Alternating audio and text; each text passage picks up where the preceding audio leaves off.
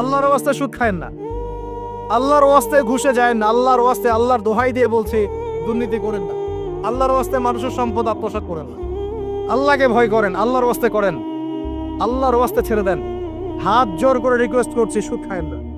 নিজের মায়ের সাথে জেনার মতো অপরাধ, নিজের মায়ের সাথে জেনার মতো অপরাধ, এটা আমার কথা নয়, এটা মুহাম্মদ সাল্লাল্লাহু আলাইহি ওয়াসাল্লামের কথা, যাকে কবরে আপনাকে দেখানো হবে, যিনি আপনার জন্য সুপারিশ করবেন কাল কিয়ামতের মাঠে, যিনি আপনার জন্য হাউজে কাউসারের পানি নিয়ে দাঁড়িয়ে থাকবেন, আপনার উসওয়াতুল হাসানা, সেই মুহাম্মদ সাল্লাল্লাহু আলাইহি ওয়াসাল্লামের কথা।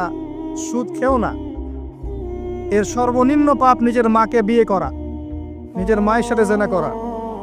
কেউ যদি এই সমাজে নিজের মায়ের সাথে জেনা করে থাকে, কালকে সকালে রাস্তায় বের হয়, আপনি চাইবেন তাকে রজম করে মেরে ফেলতে, চাইবেন না? এই কাজ দিব্যি আমরা করছি। সর্বোচ্চ পাপ সুদের, আল্লাহ এবং তার রাসূলের সাথে যুদ্ধ করা।